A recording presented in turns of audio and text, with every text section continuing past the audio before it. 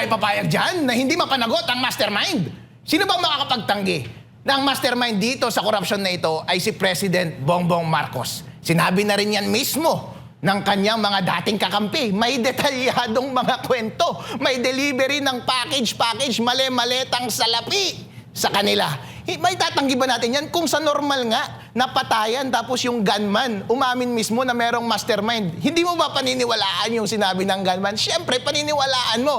Lalo na't may circumstantial evidence na yung sistema nila ng unprogrammed appropriations at iba pang pagkuha ng budget sa iba't ibang ahensya ng gobyerno para magamit lamang sa kickback ay detailed at documented at testified upon sa lahat ng mga hearings at interview sa media.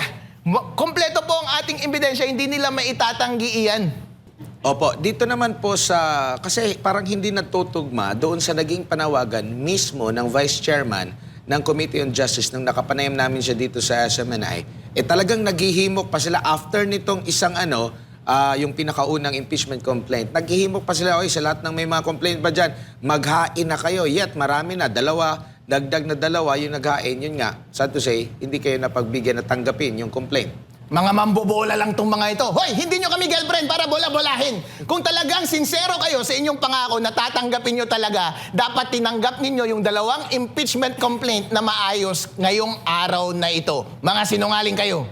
Opo, doon po ba sa naging paliwanag or pahayag ng Supreme Court, yung kanilang decision ukol nga po dito sa impeachment complaint, ano po yung mga malilinaw dito na nakasaad sa tingin nyo po na parang hindi nasunod dito sa nangyari po ngayon? Malinaw sa House of Representative Rules na kapag mag-initiate ka ng complaint, kailangan mong i-tender or i-file sa Secretary General. At yun ang ginawa namin. Lahat po, in form and substance, kompleto po ang aming impeachment complaint. Bakit hindi ninyo tinanggap? Ang duty na yan para tanggapin ay ministerial. Maliwanag na maliwanag sa batas na hindi ninyo ginawa ang inyong trabaho. Kahit siya mismo kanina humarap siya doon sa camera, wala siyang maibigay na paliwanag, walang basehan sa batas kung bakit siya tumanggi na tanggapin ang maayos na impeachment complaint. Parang wala ata siyang choice sa attorney kung tatanggapin niya, baka mawalan siya ng trabaho. Pag hindi niya tatanggapin, baka mawalan din siya ng trabaho. Hindi pwede, hindi tayo pwedeng magduwag-duwagan. Dahil ang nakasalalay dito ay ang kinabukasan ng ating bayan. Ang unang tungkulin po natin ay sa taong bayan, sa publiko, hindi sa presidente, hindi sa bossing natin. Kaya kapag sinasabi ng batas na tanggapin mo ang impeachment complaint, tuparin mo ang iyong trabaho at tungkulin. Opo, dito tayo sa proseso, sir. Sakali man na tanggapin na ito, either bukas ba, at isasama ito, no, ikakalendaryo ito ng speaker, ano po yung next na proseso po niyan? Kasi halimbawa, kung tatanggapin itong tatlo, sino po ang magsasabi kung saan dito sa tatlo ang uusad? Pag-iisahin ba ito? Sa inyo po pagkakaalam po, attorney? Sa Monday, ang House of Representatives, ang na-anticipate namin ay dapat nilang i-refer ang lahat ng impeachment complaint na na-file sa Committee on Justice. Yun yung customary at yun ang ine-expect namin. Kung meron man kayong gagawin na kalokohan, saka tayo magtatapat-tapat kapag ginawa nyo na ulit yun. Opo. At ang tanong dito, kasi yung unang, kung masasagot nyo po or pwede nyo rin hindi sagutin, attorney, dun sa unang naghain ng complaint, isang party list representative ang parang nag-sponsor, nag-endorso nito, no, sa katauhan ni Congressman Nisay, na sinasabing kabilang doon sa tinagurian ng ICI ng mga contractors daw. Dito naman sa pangalawa sana, ngunit hindi tinanggap yung Makabayan Block. Tapos, itong pangatlo po, wala po kaming narinig. Meron po ba or sino po ang magiging endorser nito? Marami kaming endorser. Nandun na sila kanina sa building. Kasama na nga dapat namin silang bababa kanina para mag-file eh. Kaso nga lang, nabalitaan namin na yung filing ng Makabayan Black ay hindi tinanggap. Eh siyempre, malamang baka yung amin hindi rin tanggapin. Alangan namang ipapasubo namin sila sa laban na hindi pa nag-uumpisa tapos na-reveal na namin yung identity nila. Eh itong kasama natin sa admin, sila BBM, mga siga itong mga ito eh. Magaling itong mangharas eh. Kaya papahamak ba namin itong makakampi namin? Pero wag po kayong mag-alala, ang lalakas ng aming mga endorser. Kompleto po tayo sa ating complaint. Sir, dito po tayo sa naunang, yung tinanggap, wag tayo sa nauna kasi, di ba, sa tinanggap nila na impeachment complaint sa grounds. Unahin natin, sir. Mababaw po ba yung grounds na sinasabi nung final po ni Attorney De Jesus ba yun? Yung respondent ordered and enabled the kidnapping and surrender of former President Rodrigo Roa Duterte to the ICC. Ito po yung first grounds po to support his impeachment complaint against the President. Anong masasabi mo, sir? Maayos yung ground na yan. As a matter of fact, baka nasa complaint rin namin yung ground na iyan. Abangan ninyo. Pero ang point lang namin is, pabayaan ninyo na madiscuss natin ang lahat ng grounds. At substantive dapat at maayos yung ating complaint na ifa-file. Kaso nga lang itong complaint na ito ay napakaiksi. Paano naman tayo makakaasa na paaandarin yan at bibigyan yan ng panahon? Eh kung napakaiksi din lang, wala kang space para magbigay ng maayos na narration of facts, maglagay ng attachments. Siyempre, binibigyan mo lang ng dahilan yung Committee on Justice na i-dismiss yung final mo na complaint. Eh obviously, yun naman ang ginagawa nila para kapag ma-file at ma-dismiss, hindi na pwedeng mag-file ulit ng susunod na impeachment complaint. Etong impeachment complaint namin, ang gagaling ng mga gumawa. Mali-maleta ang hawak namin kanina para i-file. Bakit hindi ninyo pinatuloy? Dito babagsak si BBM!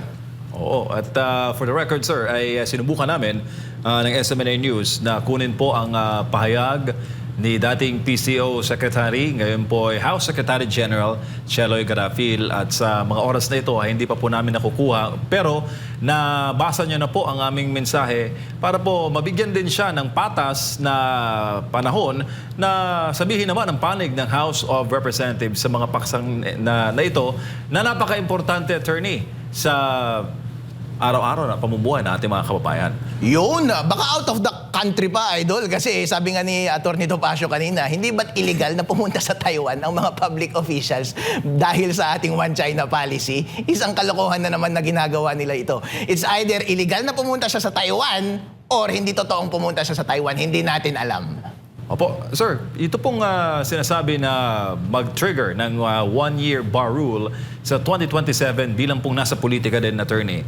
Kapag nagtagumpay po ang one-year bar rule at hindi po magkakaroon ng chance to file an impeachment case against the President come 2027, ano po ang kahihinatnan ng kampanya ng administration come 2028 presidential race? Kapag hindi tayo makakapagsampa ngayong taon na ito, syempre 2027 na ang next opportunity natin, malapit ng eleksyon by that time, baka huli na po ang lahat.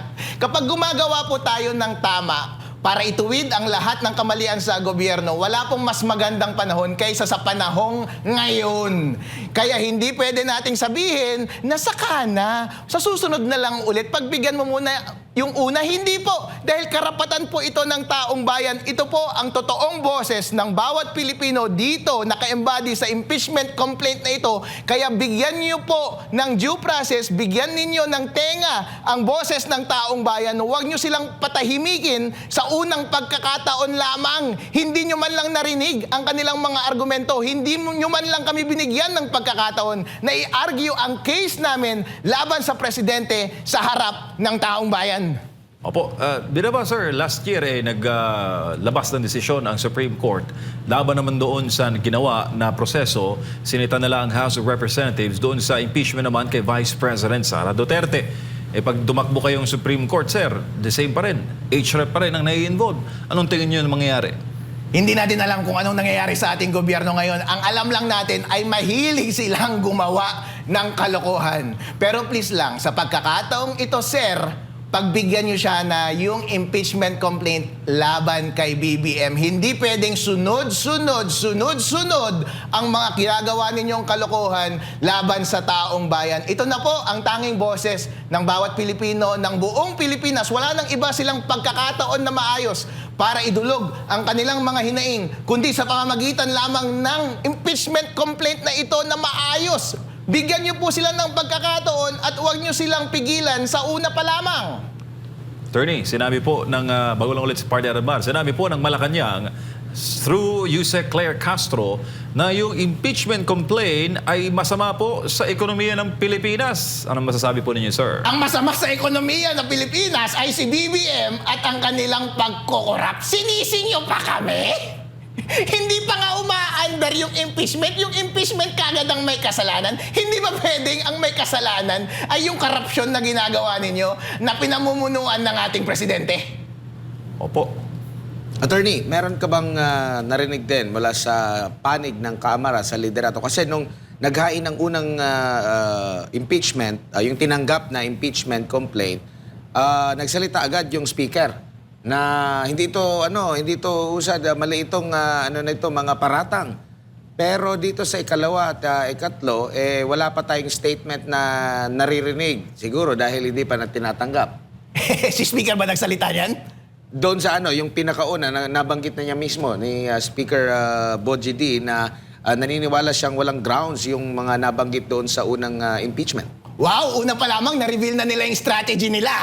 Una pa lamang, sinasabi na nila na walang kwenta yung una na impeachment complaint. All the more reason na dapat tanggapin ninyo yung pangalawa at pangatlong impeachment complaint na ipa-file. Dahil hindi nyo tinanggap yung pangalawa at pangatlo, obvious na obvious, yung scheme ninyo at modus ninyo na ang tatanggapin ninyo ay yung complaint na kayo na rin mismo ang nagsasabi na hindi siya aandar at madidismiss kagad. E di ngayon pa lang alam na natin ang playbook ninyo. Huwag na ninyong lokohin ng taong bayan.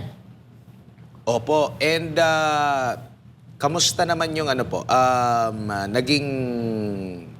meron ba kayong sariling pagmamonitor sa 300 mahigit na mga kongresista? Ano ba ang sentimiento nila? Kung meron po kayo, kaugnay po dito sa mga nakakausap niyo rin po, attorney. Magtiwala ka sa amin, Admar, dahil marami tayong kakampi sa Congress, sa House of Representatives. Hindi lang muna sila nagpapa-expose ngayon dahil dapat sabay-sabay. Ito nga na dapat yung trigger para lumabas silang lahat. Dahil ang dami nating kausap at lahat sila ay susuporta sa atin. At tandaan natin, ang taong bayan, ang buong Pilipinas ay suportado na mapanagot kung sino man ang ulo at pasimuno ng malawakang korupsyon sa ating bansa. At alam yan ng ating mga congressman at obligasyon nila sa kanilang mga constituents na sundin ang damdamin ng mga taong bumoto sa kanila. Hindi nila pwedeng tanggihan kung ano ang sinisigaw ng taong bayan. Opo, lagi nilang sinasabi po, attorney, lalo na sa side ng palasyo nang matanggap na ang unang impeachment complaint, na dapat daw galangin ang konstitusyon, sumunod sa proseso, sumunod sa due process. Hindi raw totoo na nagtatanim sila ng ebidensya gaya ng mga ipinupukol sa kanila kaugnay doon sa unang impeachment. Sakit, tingin niyo po ba may tama? Ay, may tama. Easy. I mean, yung tama yung nabanggit niya na dapat sundin yung konstitusyon, dumaan sa due process. Nasunod ba yung constitution at due process doon sa paghahain ng dalawang impeachment complaint? Look who's talking, sir! Sabihin mo yan sa sarili mo. Dahil ang mga salita ay walang kwenta kapag hindi mo naman ginagawa. Ang tanging may consequence lamang ay ang ating gawa, hindi ang ating salita. Kahit dakdak ka ng dakdak dyan na dapat sundin ang batas at ang konstitusyon, kung bawat hakbang mo naman at galaw ay hindi nagsasang-ayon sa batas at konstitusyon, hindi kami naniniwala sa'yo. Sige nga, patunayan mo na dapat masunod ang batas at ang konstitusyon at ang rules ng House of Representatives. Dapat tanggapin ninyo ang aming impeachment complaint. Opo, sa unang bahagi po ng linggong ito, attorney, ay nakausap nga po namin si Vice Chair ng House Committee on Justice, isa pong abogado, panyero po ninyo, si Congressman Attorney Jonathan Keith Flores. Natanong po namin kung paano po matitiyak ng House of Representatives ang patas na pagtalakay, gayong ang mayorya ng mga kongresista ay kaalyado po ng Presidente ng Pilipinas. Sabi po niya, and I quote, importante to note also na lahat naman ng congressman ay political person. So, dependent din sila kung ano ang public sentiment on that day. So kung ang publiko ay nakita nila yung impeachment complaint at pabor sila or against sila, then most likely the decisions of Congress will also be swayed not just by the evidence presented but also by public opinion and of quote. Ano masasabi mo doon, sir? Exactly! Pabayaan ninyong makita ng mga congressman ang substance ng aming mga argument. Pabayaan nyo kami na ipresenta ang aming mga argument sa taong bayan. Dahil sabi na rin niya, kapag humusga ang taong bayan na totoong may kasalanan nga si BBM at dapat siyang ma-impeach, walang ibang magagawa ang mga congressman kundi sundin ang damdamin ng taong bayan. Pero mga boss, bakit hindi nyo pinabayaang marinig ng taong bayan ang laman ng aming impeachment complaint? Opo, attorney, ano po ang sa inyo pong bayan, no, sa Isabela. Kamusta po ang assessment nila? Ano po natatanggap din yung feedback kaugnay po sa issue ng korupsyon, sa flood control? Meron pa silang mga pinapaabot sa inyo ng mga katanungang attorney? Saan tayo hantong sa issue na ito, sa korupsyon? Masasabi ko sa inyo, yung korupsyon dyan sa flood control ay national yan, kasama na ang aming bayan. Meron kaming mga inquiry sa aming council, katulad ng mga ginagawa nilang hearing sa Senate at dun sa House of Representatives. 5 sa bayan lang namin na maliit, 5 flood control project ang bumagsak. At inamin yan mismo ng DPWH. At ganon din sa Ilocos Norte, kasama namin si Governor Chavit kanina, ang dami niyang ipinakita na palpak na ghost project, hindi na kompleto or within 1 year, sira kaagad yung kanilang mga ginawang flood control o DPWH projects doon sa Ilocos. Yan pong problema na yan ay pangbuong Pilipinas. Kaya nga po, maganda po na may i-reveal natin ang aming mga allegation, ang aming mga ebidensya dahil panahon na para makita ng taong bayan ang detalyadong pagnanakaw nila ng pera at salapi ng bansang Pilipinas. Meron naman daw po silang ginagawa. Meron na daw po silang napakulong ng mga opisyales ng DPWH attorney. Hindi tayo papayag dyan na hindi mapanagot ang mastermind. Sino bang makakapagtanggi na ang mastermind dito sa korupsyon na ito ay si President Bongbong Marcos? Sinabi na rin yan mismo ng kanyang mga dating kakampi. May detalyadong mga kwento. May delivery ng package, mali-maletang salapi sa kanila. May tatanggi ba natin yan kung sa normal nga napatayan tapos yung gunman umamin mismo na merong mastermind? Hindi mo ba paniniwalaan yung sinabi ng gunman? Siyempre, paniniwalaan mo. Lalo na't may circumstantial evidence na yung sistema nila ng unprogrammed appropriations at iba pang pagkuha ng budget sa iba't ibang ahensya ng gobyerno para magamit lamang sa kickback ay detailed at documented at testified upon sa lahat ng mga hearings at interview sa media. Kompleto po ang ating ebidensya, hindi nila maitatanggi iyan. Bilang panghuli na lang siguro, attorney, ano na lang po yung mensahe ninyo sa ating mga kababayang nagmamasid, hindi lang po sa inyong lugar, kundi sa buong Pilipinas, maging sa abroad, attorney? Mga kababayan, huwag po kayong tumigil sa pagmamasid lamang. Obligasyon po natin na kontrahin ang lahat ng kalokohan na nangyayari sa ating lipunan. Ngayong naipresenta na namin sa inyo ang lahat ng pagkakamali ng ating gobyerno. Siguro tayo na ang magkukulang kapag hindi pa natin ito i-confront o hindi pa natin gagawin ang lahat ng hakbang para lahat sila ay mapanagot. Kapag hindi po tayo magsasalita, kapag hindi po tayo magpa-participate dito sa impeachment process na ito, baka tayo rin ang ating sisisihin, ang sarili rin natin ang ating sisisihin sa huli na bakit natin pinabayaan na magpatuloy ang ganitong kalokohan na nangyayari sa ating lipunan. Inuulit ko po, obligasyon po natin na patigilin ang lahat ng mga pagkakamali ng ating gobyerno. Dahil kung hindi, ang penalty ng pagiging tahimik at pagmamasid lamang ay pamunuan tayo ng mga demonyong mga politiko sa ating bansa. Maraming salamat si Attorney Harold Respicio, isa sa mga complainant laban sa itong sa impeachment complaint laban kay Pangulong Bongbong Marcos, kaso hindi lang natanggap. So, antabayan na natin ito bukas kung ano ang magiging susunod na kabanata po nito.